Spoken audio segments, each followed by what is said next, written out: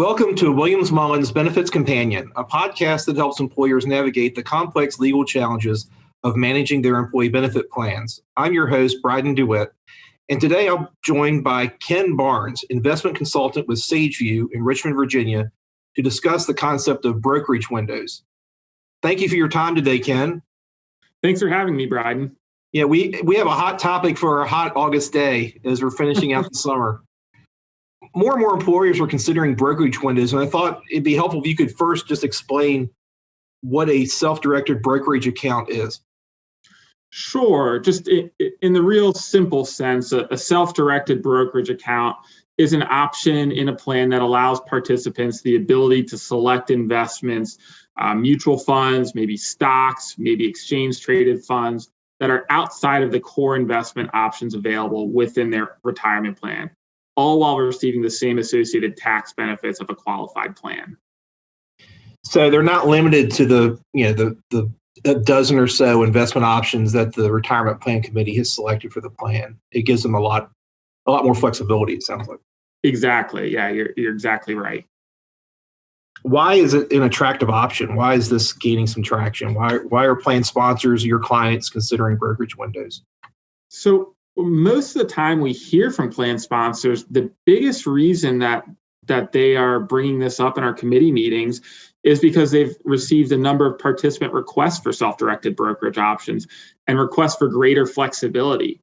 So these requests can be because a participant wants more varied investment options than the dozen or maybe 20 options within the retirement plan, or maybe the participant wants a specific type of investment that may not be offered in the retirement plan. So think of like an ESG or an environmental, social, or governance investment, maybe a sector-specific fund like a technology or healthcare investment. Or maybe, and we've heard this from plan sponsors in the past, participants want the ability to invest along with their religious beliefs. So really, these accounts offer a lot more flexibility, and we see them as attractive for a very small subset of participants within the retirement plans. Yeah, I was wondering how many, what's the percentage of employees that choose the brokerage option? So it's really small. Actually, in preparation for this podcast today, I did look at some benchmarking information, both from Vanguard and then also from Charles Schwab. So 1 in 3 Vanguard participants were offered a self-directed brokerage feature. So in plans offering a self-directed brokerage feature on the Vanguard platform, only about 1% of those participants actually used the feature in 2020. So in these plans, about 2% of assets were invested in a self-directed brokerage feature. So utilization at the participant level is quite low. Now, I also looked at Charles Schwab, and Schwab is really well known for their brokerage feature. So I think many of their clients may be drawn to Schwab because of their integrated brokerage solutions, but their numbers are a lot higher than I think the rest of the industry. But for their client base, over 63% of their clients offer a self-directed brokerage option, with utilization actually higher for plans with less than 1,000 participants than it is for plans with more than 1,000 participants. Now, I think something you might be interested in. So within their book, I asked for specifically which clients of theirs are utilizing self-directed the most. And so 94% of their healthcare physicians groups offer self-directed account, while 90% of their law firms clients actually offer a self-directed account. Yeah, and it kind of makes sense to me that such a low percentage of participants actually utilize the brokerage account. I mean, so many employers have trouble getting their employees to focus on retirement savings in the first place.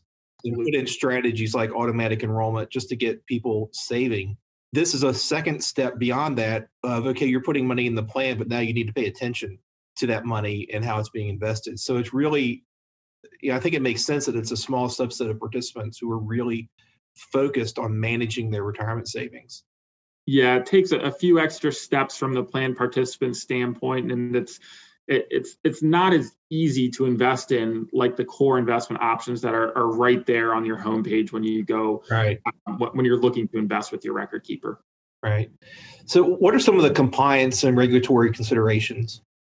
So that's a good question. There's nothing in ERISA specifically that prohibits a plan sponsor from offering a brokerage option as part of an ERISA Section 404C plan.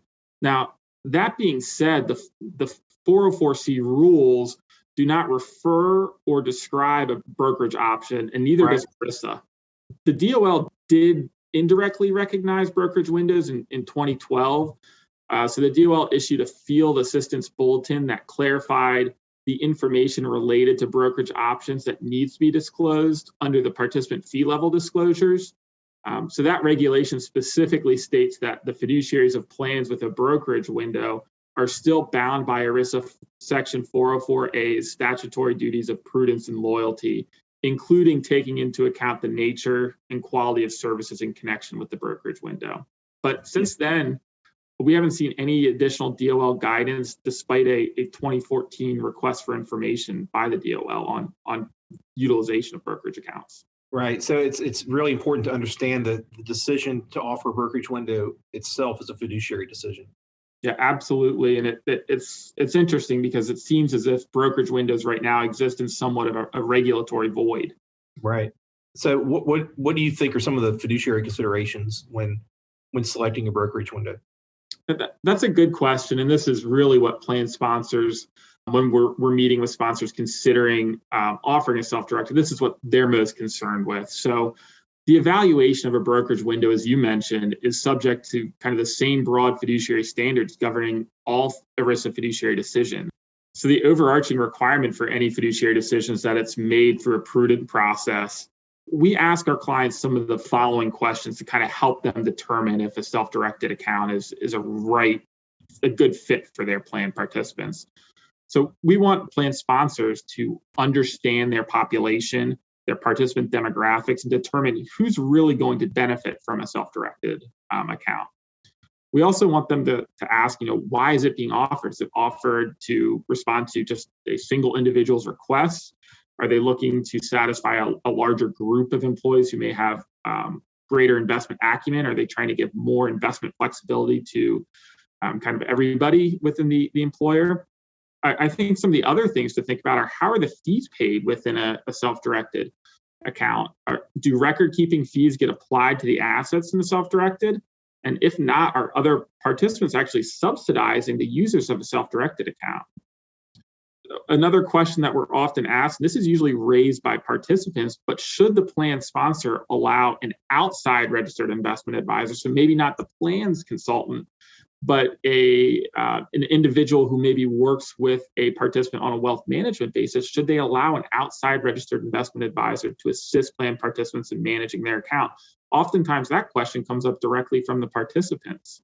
I think I should also point out that even if the plan sponsor is offering the brokerage window just to satisfy maybe a small number of participants within the plan, they need to make sure that the brokerage account is available to all participants within the plan. So it's not only available to maybe a small subset, maybe 10 or 20 employees who have that greater investment acumen. It needs to be made available to the entire participant base. Right. So the bottom line is, if let's say you have a few participants or one participant, perhaps it's a sophisticated investor, and which means it may be a pretty influential person at the company, is asking for a brokerage window. That's fine. You can add the brokerage window, but there are a lot of considerations and a lot of fiduciary obligations surrounding that decision. And the investment committee needs to do its due diligence and document its decision-making process in deciding whether to offer a brokerage window and then selecting the provider. Absolutely. So let's say a plan has a brokerage window. How can the plan fiduciaries monitor the brokerage window provider? As I mentioned earlier, and as you mentioned, the process of monitoring a self-directed brokerage provider and ultimately selecting a self-directed brokerage provider is a fiduciary function. So just like in record keeping, not all service providers are the same. There's going to be differences in the service providers and their ability and their fees to offer a self-directed brokerage option. So plan sponsors need to first be aware of the fees associated with the self-directed account. This due diligence is true even if there's only one brokerage option available on the plan's record-keeping platform. So there are many record keepers that may only provide one option on their platform for a self-directed brokerage account. That doesn't mean you as a plan sponsor don't have to do your due diligence on that self-directed brokerage account provider. You still need to make sure that they are a prudent option, that their fees are fair, and that the services provided are equal or better than what others are providing the industry. So we also think that if a plan sponsor is maybe not able to monitor the self-directed brokerage provider on their own, that they should certainly look to an expert, a consultant who has more expertise in this area and can provide them some more information about the provider, the fees, how fees are assessed, and kind of their scope within the self-directed space. Right. And as always, under ERISA, it's the prudent expert standard. Yes. So, well, Ken, thank you so much for coming on to the Benefits Companion. I really appreciate your thoughts and comments on brokerage windows. Yeah, thanks for having me, Brydon. If listeners have any questions or suggestions for future episodes of this podcast, please contact me. You can also visit our employee benefits page at williamsmullen.com/employee benefits. There you can find out more about our team, as well as past episodes of this podcast and legal alerts. Be sure to subscribe to this podcast to be notified when our next episodes post. Thanks for listening.